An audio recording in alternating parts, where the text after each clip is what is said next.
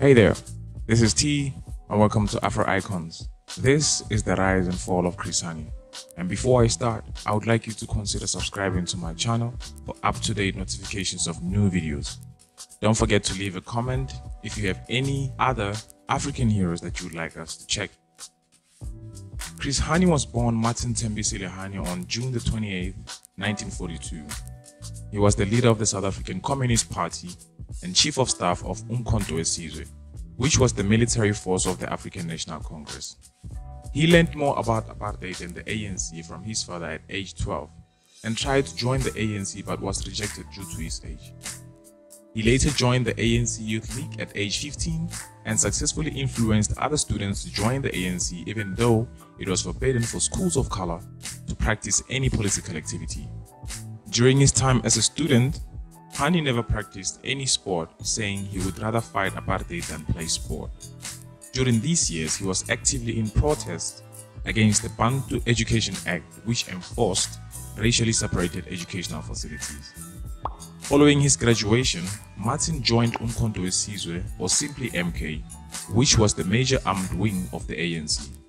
Because the apartheid government was against communism and communist parties, a Suppression of Communist Act was then passed on the 26th of June 1950.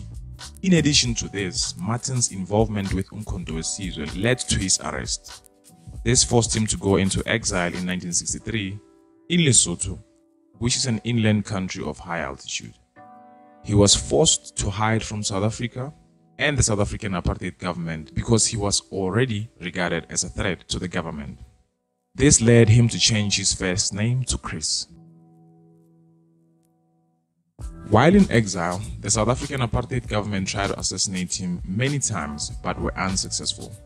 One of the famous attempts while in exile in Lesotho was a bomb placed under his car and a desperate move where innocent people were killed in an apartment that they thought Chris Hani was hiding in.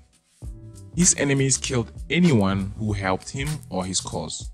This forced him to move from country to country, ending up in the Soviet Union where he received his military training.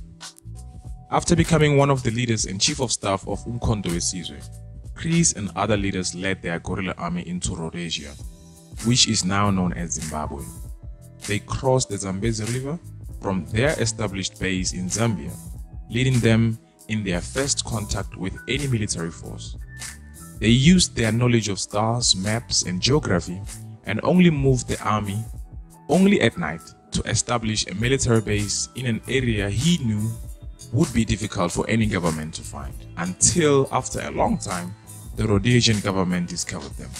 In one early winter morning around 6 a.m., they noticed that two of their men disappeared. They disappeared on their mission to collect clean water, and they could not make contact with these men. Temporary gunshots forced Chris and his men to make the decision to prepare his army, as he knew what that meant. Hours later, an army surrounded them and requested them to surrender. Unexperienced and outnumbered, Chris and other guerrilla leaders advised their men to make every bullet count. The Rhodesian army treated them as terrorists and fired at them. Hidden by trees, Chris and his men remained silent. After such silence, the Rhodesian army stopped firing and one of them opened his mouth asking, "Where are they?" A few of Hani's men heard the men asking the question and replied with fire towards the area where the question came. The two Rhodesian men they shot were the commanders. And unlike a guerrilla army, a regular army depends on the commander for more or less everything. The Rhodesian army simply panicked and started running away, leaving their ammunition and supplies behind, while Chris and his men attacked, collecting everything they found on their way. The Rhodesian army continued to send more attacks, and this forced Chris and his men to move into Botswana to establish or re-establish a new base and contact with his leaders. During this time, the South African government and the Rhodesian government agreed to search and kill Chris Hani and his men, while the government of Botswana only agreed to search and arrest. This led to a deal between the ANC and the government of Botswana because the ANC wanted to avoid any conflict with Botswana as much as possible.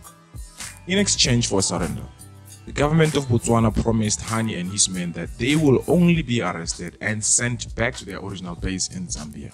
However, the Botswana government did not keep their word because they were scared or afraid of the South African apartheid government.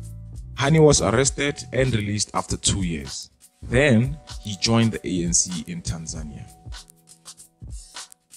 Hani came to discover that his leaders were not as committed as he was to the struggle of the people.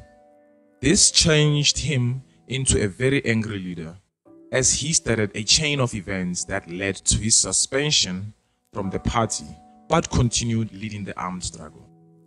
His attack on the leadership of the ANC brought positive changes in the organization, which led to conferences that he was never allowed to attend because he was considered a traitor and a rebel. In these conferences that he could not attend, for the first time, the ANC began to lay down a clear strategy of how they were going to wage a revolutionary war in South Africa. The ANC began focusing on propaganda and the need for an underground strategy for war. Regardless of being excluded in these earlier conferences for his challenge on the leadership, Hani initiated serious action by the ANC. As the ANC started meaning business, the South African apartheid government unbanned their party in 1991. The ANC then decided to suspend the armed struggle, or MK, as they saw no need for force during negotiations with the apartheid government to end apartheid. Chris did not accept the suspension of Umkhonto we Sizwe well because he had spent 27 years in the armed struggle for the liberation of his people. This was because Hani understood the pain many South Africans went through in the hands of the apartheid regime and the many lives lost in the previous years before 1991 when the ANC reached an agreement with the South African apartheid. The suspension of the MK made many ANC followers very angry, and most were already angry just as Hani was, making him more of a leader to them than any other. He was angered by the MK suspension, knowing that the ANC had the power to bring down the apartheid regime without negotiations, but chose to accept the decision as his leaders made it clear that they did not want to fight. This led to many accusations that he was against the negotiations, and this created a panic as many South Africans supported his cause. Most South Africans at the time were not supportive of the negotiation. As negotiations between the ANC, other South African political parties and the apartheid government progressed from 1990 to 1993, violence erupted across South Africa. These series of negotiations resulted in a non-racial election. On 10 April 1993, outside his home in Don Park, a racially mixed suburb, Martin Tembisile, Chris Hani, was assassinated by a Polish far-right anti-communist immigrant named Jonas Wallace, who shot him in the head and back as he stepped out of his car with little or no form of security after being hunted down by multiple governments. This shocked the country as millions went to the streets to mourn the fallen hero, while a series of conspiracy theories about Hani's death, because many believed his security was the ANC's responsibility. Others believed Hani's assassination was political because the assassin never fully confessed. In 1994, the ANC won the first non-racial election with 252 seats in the National Assembly. South Africans continue to celebrate the life of Chris Hani every year, with countless books written about him and many streets named after him.